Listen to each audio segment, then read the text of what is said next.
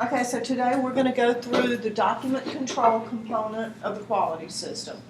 Right now, this is the only thing that we have in place is document control. Really, the SOPs and things are going to have to follow, so this is just sort of to let you know what we've done so far. Has everybody signed the training form? Okay, we don't have a training component of this quality system yet, so this is kind of what we have for right now. Just if everybody gets at least trained in the introductory part.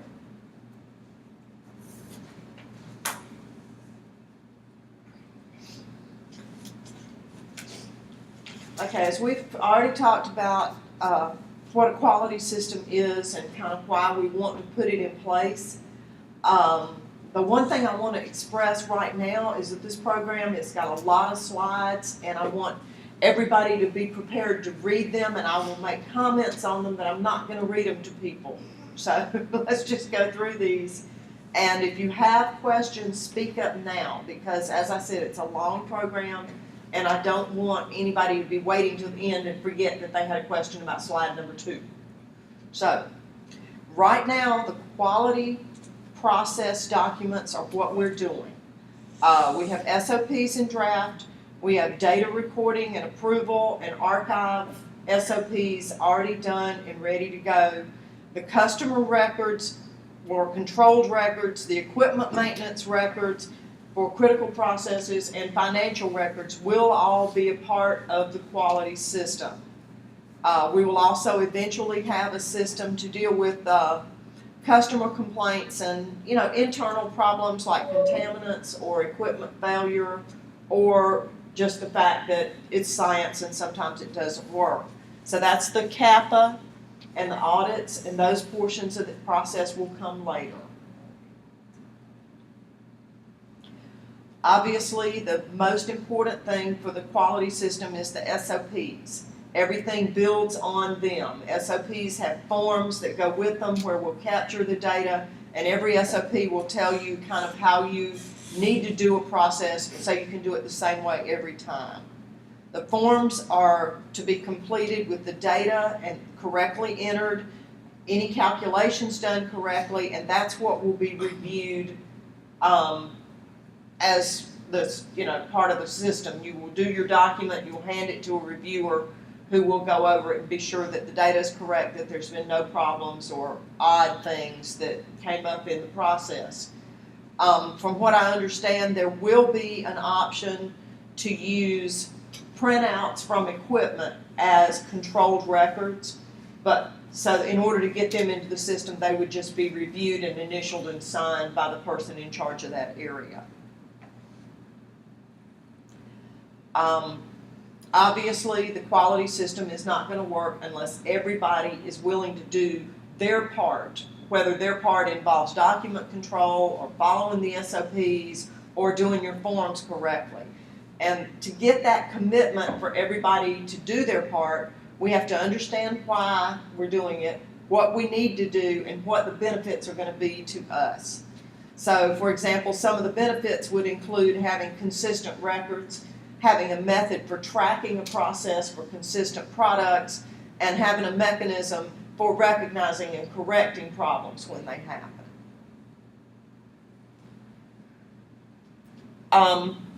This is an interesting concept of who is defining the quality system, because who do you think defines the quality system? Anybody? We do. It's our system. It's based on this Q10 pharmaceutical system, but we decide how it's going to work. So if you see a problem with it, there will be a document in the folder, and we'll go into where the documents and folders are later on, where you can make comments if something doesn't work, if something is too much difficulty, if it interferes with your work, or if you don't think the right information is being captured. We need to know, and we need to fix it, because we can define the system. We can define our own priorities and standards. We're just following this framework, and the Hellerstein Group's job is to help us be within compliance for a system that reflects the Q10 standards. Everybody okay on that? This is kind of our purpose for having this quality system. FDA and USDA regulations are strengthened if we can say that the product was made following a definable quality system. So if our customer or if we need to worry about licensing, FDA if it's a human product, USDA if it's a veterinary product, then we will have the backbone necessary to get a license. For example, right now UGA is doing a licensing agreement with the Carafast company. And if we have Q10 standards in place applied to our products, then the licensing procedure will go a whole lot faster and we will make more money off of it. Now, this slide is looking at it a little bit differently, more than what is in it for the company, what is in it for you as an individual. Now, we all know that the development part of this QA system is going to be difficult. It's going to be busy. There'll be a lot of writing and reviewing. We'll have to get accustomed to new forms and changing them and making sure that they do what they need to do.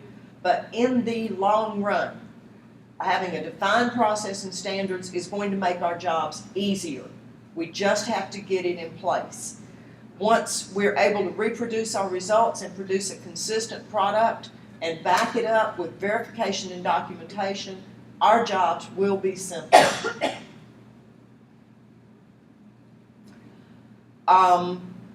This is kind of what we've done so far. The document control system is in place. We're going to go through it in stages. We're going to get a system to control the documents and get the templates for what they're going to look like. Then we're going to start defining the processes themselves. So right now we're at this kind of behind the scenes part where you haven't seen a lot of progress.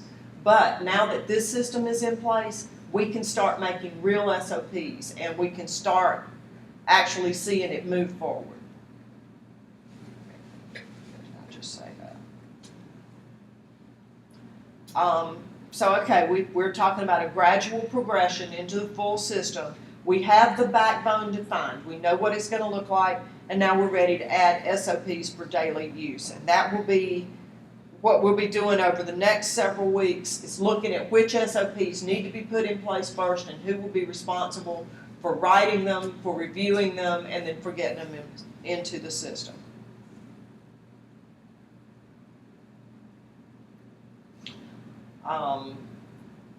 Basically, we are going to have procedures to create a form, and the forms will follow an SOP or a master batch record, and we need to get some good definitions for what the master batch record will entail. All right, we're going to have the document development. Change control involves reviewing the documents every year and then storing the paper and electronic copies, and those are the three main components. What we have in place right now are basic documents. We have an SOP on general document control, which is .001. We have an SOP for managing the control documents, that's 002. And those are mostly going to be for the QA people. Then we have 003, which defines how to write SOPs, and everybody gets to play with that one.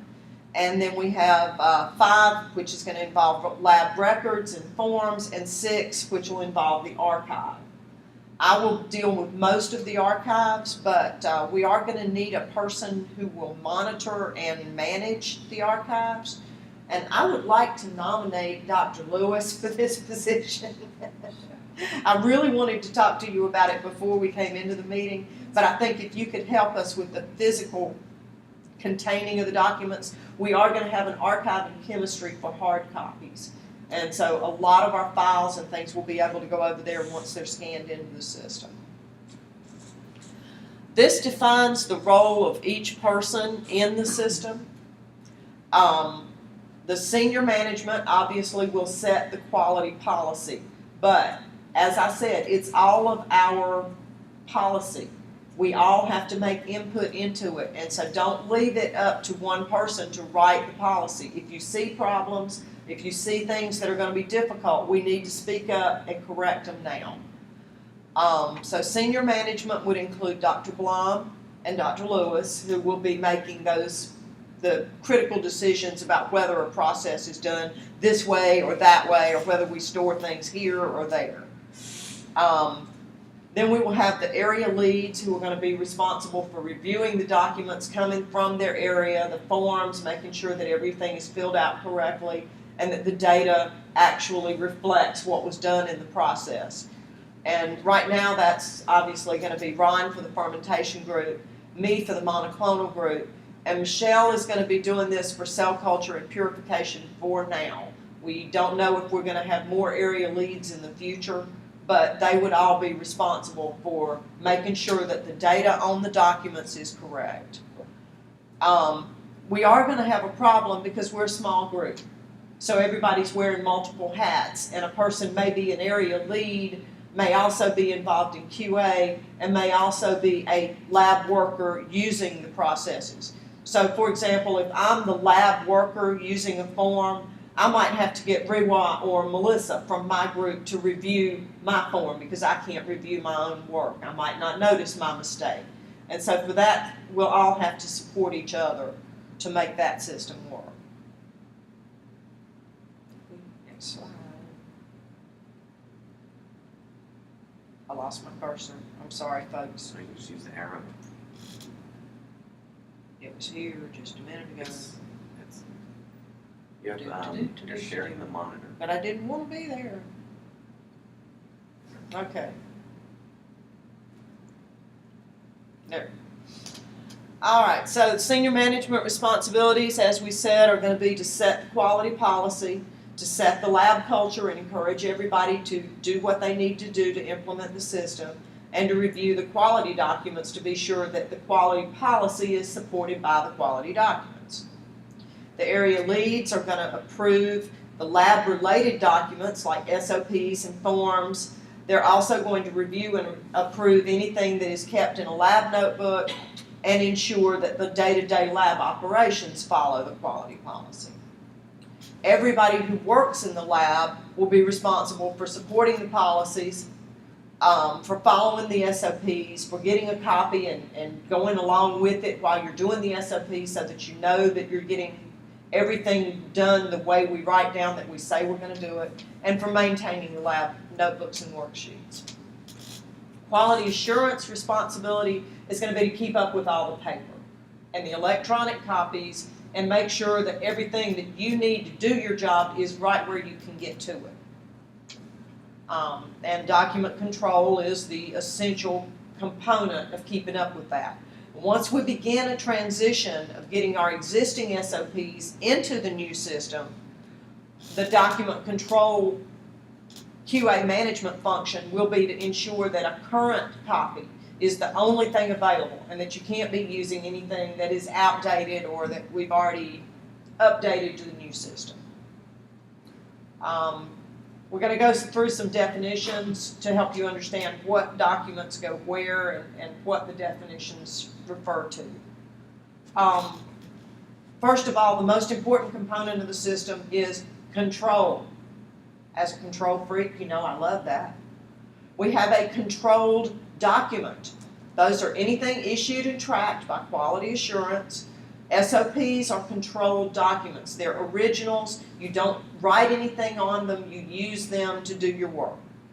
An original controlled document is the one we actually write and sign, and then you have controlled copies of that document that everybody would use to do their work. So a controlled document is managed from cradle to grave. We determine if it's needed, if it's appropriate, if it's been reviewed and approved, if it's got the little colored stamps on it, red for originals, blue for copies, if it's been tracked, and if it's available where everybody can find it. And then finally, the paper copies are archived where they are in a secure location if we need to go back to them. So the physical copy is the paper copy. Anybody can have possession of a controlled copy, which is the blue stamped ones. The red stamped originals I will jealously guard, and I will use those to make everybody else's copies. We have two different Let's go ahead and talk about the uncontrolled copies first. An SOP or a work instruction you would never have an uncontrolled copy of. You can get uncontrolled copies of the master batch records, which is what you fill out. But once you fill it out, then it becomes a controlled record, and it has to go into our system and into our archive. There's no questions. I'm sure somebody's got some questions. Y'all help me out here. Okay, how do you know if you've got a document in your hand, how do you know what it is? If it's got a red stamp on it, it's an original controlled document, and you shouldn't have it in your hand, and you should run and give it to me so I can stick it back in the notebook. On the other hand, if it's a controlled copy and it has a blue stamp, it'll either be assigned to you or assigned to one of the main lab notebooks. That's what you use to work off of.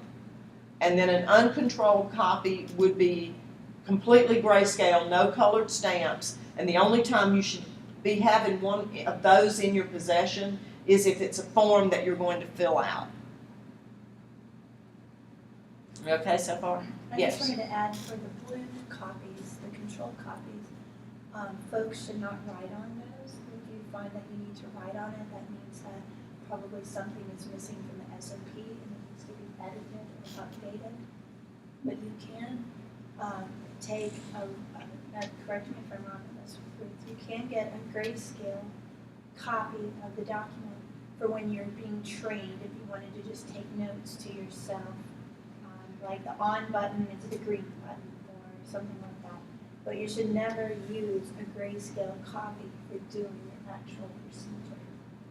And of course, if you're editing, you know, if you've been assigned an annual review of a document and you want to write your edits in it so that you can make your corrections, that would be an uncontrolled copy that you could write on and make your edits. And then once it goes in the system, it'll become the new control copy. Can I have one more thing? So there's some nomenclature we should clear up for the fermentation group. So right now, what you're calling forms, they call batch records. So going forward, the forms that they use will be implemented into our quality system, but there's just that distinction that they're calling them, you know, a batch record, but we're going to associate the form with a SOP in the There will future. probably have to be both. There will be some documents that will be master batch records that will take the place of or enhance an SOP. There may be some forms that you just print a copy of and fill off. And that's where we're going to have to determine by looking at the processes what kind of document is needed to control it. So Yeah, the other thing, so what we're calling, what you and I and Michelle were calling master batch records is different from what had been referred to as a batch record. What it actually was a form that was filled out by hand, but now those forms going forward would be controlled after they're completed. right. So, and then if we need to, we can implement a master batch record that would incorporate the SOP, and you would have some information that you fill out. So the master batch record basically incorporates aspects of potentially multiple SOPs, and then there are sections of the master batch record that would be used to fill in information, for instance, optical density measurements, if we do that, or other measurements, you know, for purification. There's pressure readings and other readings that we would record onto a master batch record. So if that's not clear, we can go over that later, but there's that distinction in what we have been using in our Well, we're going vocabulary. to have to build that into the system as we start developing the SOPs for the different processes. We do want to tailor make them so that they are as much like what you're used to filling out as possible, where we don't have a drastic change in how many documents are needed to follow a process. But we're going to have to build this into the system. So now we're going to go through just what the document control SOPs actually control. 001 talks about where you keep your documents. This is going to be the electronic copies and where they're going to be available, and the paper copies and where they will be. Now, on my desk, there will be black binders which will hold the red stamped original controlled documents. Those are the ones that have been hand signed. Those don't get used on the bench. They don't leave the notebook unless you need to make a copy of them, in which case you come to me as the QA manager or to Michelle if I'm out. You request a copy. It's logged into a log that says that you have that controlled copy, and it gets a blue stamp.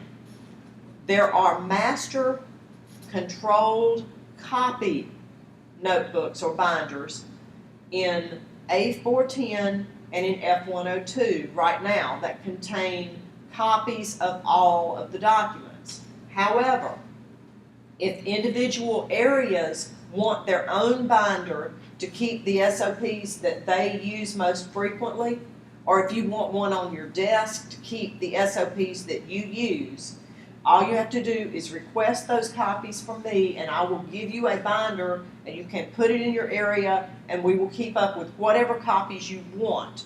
Doesn't have to be every single SOP that's ever issued, but if you just wanted the copies that related to your section, for example, we would log those out and you could keep those.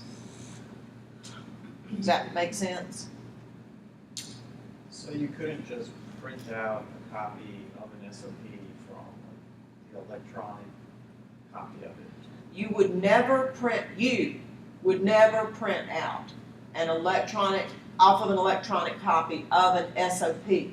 Now the forms, the batch records, things that you have to fill in, you can just go to a printer, they will be in an electronic file, and you can print those off as you need them. The SOPs, on the other hand, can only be copied through QA, through the quality management system. And we have to document how many copies are out.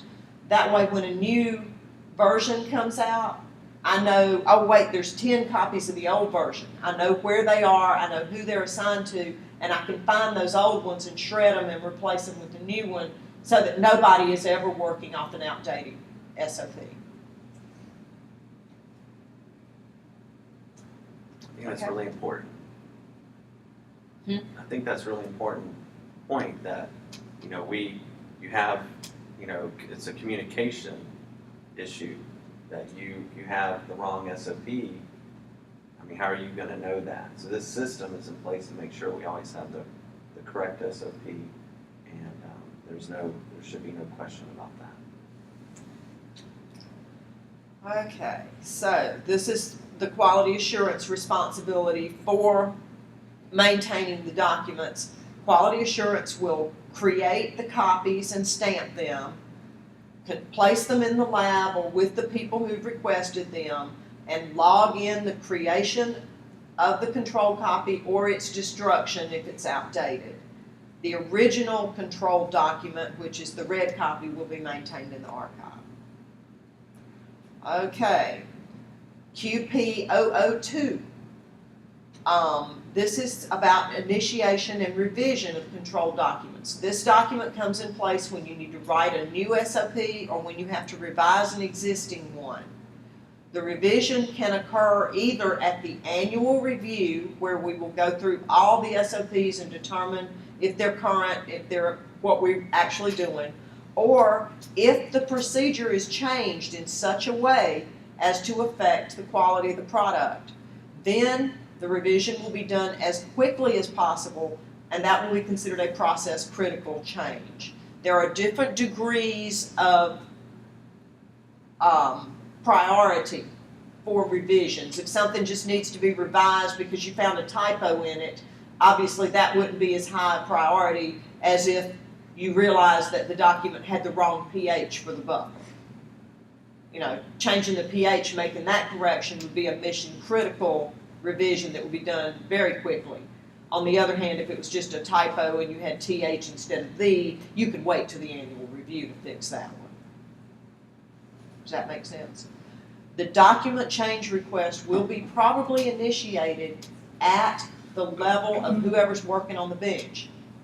I really think most of the changes in these documents in the early stages are gonna be found by the people that are using them. So if you find something wrong with one, please, let's fix it, let's deal with it, especially if it actually relates to the product. So this is describing how there is a lot of shared responsibility to determine how critical a change is, how quickly it's needed, to manage who all has to review the SOP before it can go back into being a permanent document, to maintain the log. Now the DCR log is the way we will follow any documents that are being changed, and they will list all the changes and who's reviewing them and that sort of thing. So we have to keep up with that, and then when the new SOP comes out, we log that in and make sure that the copies get distributed. So for right now, the QP 003 is probably going to be the most critical for everybody in here, because this is the one that describes how to write your SOPs and what needs to be in them. And everybody is going to be using this SOP because everybody's going to be helping to write and edit to get things into the new system. The appendix of this QP 003 is the one that describes what the document will actually look like, margins and font and headings and all of that. So this one everybody probably needs to read over first. Here's some details about writing the SOPs. We've devised 4 function codes to define all the SOPs that we have. If it's an animal handling procedure, it will be an AP. There will be a very limited number of those and probably a limited number of people who will use them. A quality procedure, anything that defines a document for the quality system. These SOPs are going to be more important for QA, but as I've already said, like with QP 003, everybody will be using them or be involved with them, so you still need to be familiar with them. An SP is a safety procedure. Anything relating to BSL-2, spills, sharps, chemical hazards will fall under SP, and those will be critical, obviously, for everybody to follow. And then the TP is the technical procedure that will be what you probably think of as an SOP, how to do a certain process. And so everything should fall under one of those categories. Here we go. So quality assurance will be responsible for keeping up a current index of all SOPs, which I don't have yet. It will be responsible for managing the SOPs according to the first 2 procedures we have in place. QA will also assign the SOP numbers once you know you need one written. Review and approve all of them for the final approval, because every SOP has to have a QA signature, and manage the revision. And that's going to be the QA responsibility. QP 004 is the one that's going to describe the forms, the work instructions, and the master batch records. I don't think we talked about work instructions yet. A work instruction is similar to an SOP, but it enhances an SOP. It might contain a diagram of a piece of equipment or describe settings of a piece of equipment that you don't want to put in the SOP. If it make the SOP 40 pages long, maybe you'd have a work instruction defining the machinery, what the settings were, but you'd have an SOP that was more concise about turn it on, do this, do this. And so those 2 documents would support each other. We'll probably have some questions early on about whether something should be an SOP or a work instruction, and we'll get definitions of these as we get more familiar with the system. Then again, the forms and the master batch records, those are going to be the documents that we will fill out as we go through a process.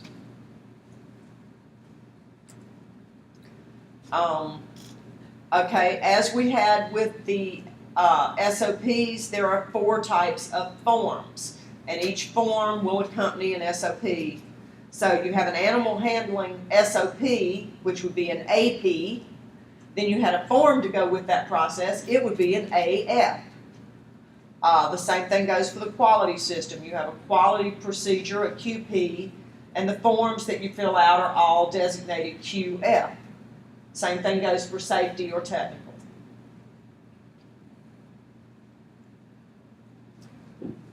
This is a little bit of an explanation of the work instructions. I don't know that I totally agree with the non-essential but useful. Sometimes I believe the work instructions are going to be essential, especially if you're not as familiar with the equipment. But the work instruction is mostly supplemental, keeping the SOP from being too long and clumsy. So the SOP would be a list of instructions, and the WI would be diagrams or descriptions of the process. And if you need help deciding whether a document needs to be one or the other, we will define the system by discussing that. And here's the master batch record description. As you see, it's not linked to a specific SOP. It may involve several SOPs. The MBR would be printed out and not become a controlled record until it was filled in, signed, and reviewed. So this is going to be an interesting one to develop. I'm looking forward to seeing how Mike Hellerstein puts this one together for us and gives us an example. The next two SOPs, QP 5 and 6, are not complete because we haven't really defined all of the parameters of maintaining our notebooks, our forms, our MBRs. So the specifics are still being discussed and this one's being reviewed. But it will, in the end, tell you how you get your notebook reviewed, how you get your forms reviewed, and where the paper documents will be retained.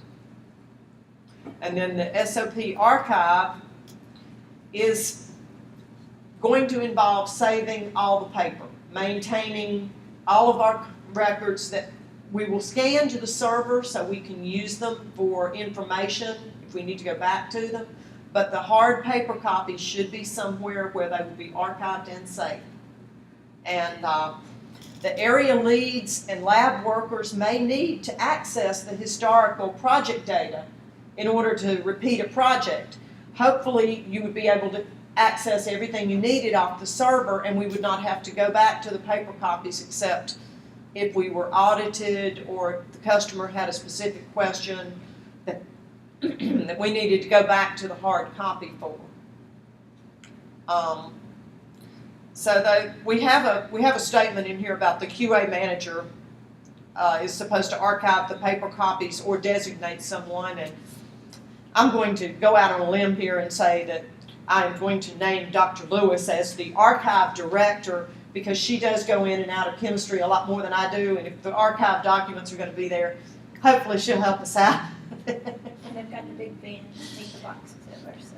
Well, we can, and we'll have to work together on that archive anyway. Yeah, the student worker will probably play a big role in scanning and helping with the archiving too, I imagine. Mouse is over on that side now. Yeah, I see it's over there, but I want it over here, and I don't know why I can't get it onto here.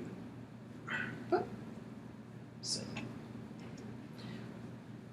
All right.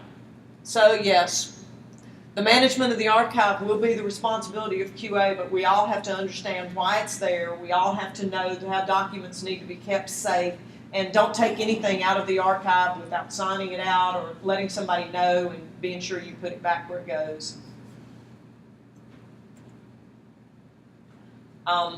This describes the type of documents that will be in the archive, all the original signed copies, all the completed lab worksheets, forms, batch records, and notebooks, and the records of any audits or other investigations, which would include handling customer complaints or corrective action.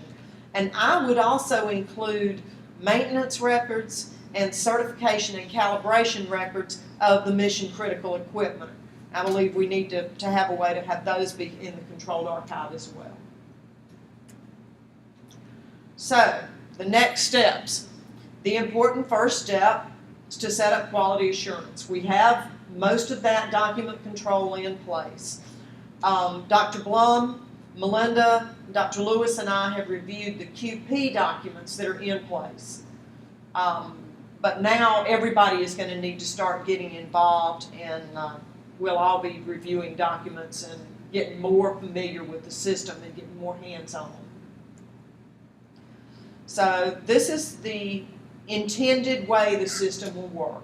Before you start any procedure, you get your controlled copy, your blue stamp copy from one of the blue binders. You download and print any forms that you're going to need to do that SOP. You read through it, check with your area lead for any instructions or questions, and go forward and do the SOP according to the way it's defined. As you perform it, you're going to record your information on the form. When you finish the form, you're going to have it reviewed and have somebody initial it, and then it'll go into the permanent archive record. The blue binders with the control copies for right now, as I said, are only in A410 and F102. And those are master binders with all of the current documents. But each team leader can have their own binder. Each person can have a binder at their desk. All you have to do is just make sure that you have no copies in it that are not controlled by the quality system. Working with the documents, as I said, this is going to be, you fill out your form, you'll get it reviewed, you'll get a signature on it, and it'll go into the permanent record. In the event of a conflict with a project manager filling out a form, somebody else would review the document for you, and we'll just have different people that you would go to that are familiar with your process that can say, okay, this document's filled out correctly. So these are the next steps we're going to be going through in the coming weeks. We will talk about good document practices, which includes how you make corrections on forms, how you review a form to be sure it's filled in correctly, how we're going to track training, how we will control change and revision of the documents, what we will do to handle corrective actions, and how we will document if we have a complaint and what actions are done to prevent the problem from reoccurring, and then any audits. Now, audits does not just refer to a CPA coming in and looking at our financial records. What we hope to have, once we get the system implemented, is have internal audits where maybe a person from one team would go into and observe another team's working, see how they're using the documents, and if they're following the processes as they're written down. That would be an internal audit with one of us looking at the other group's work. We may also have external audits where we would have someone, say, from the Hellerstein group to come in and observe how we're managing the documents and tell us where we could tighten up our control or where we might be falling out of the quality system. The purpose of the audits is not to get people in trouble and say, oh, you're not doing it right. It's to strengthen the system and find out where the weaknesses are and where we can do a better job. So whenever we do have an audit, we need to treat it as if it was something to support our work and not somebody coming in and trying to get you in some kind of trouble for not following the system. Obviously, and our next step is to be getting some of these procedures in place, looking at the existing documents, making them fit the new format. And that's pretty much what we have on the slides. Does anybody have any questions, or did you see anything that looks like it's going to cause problems?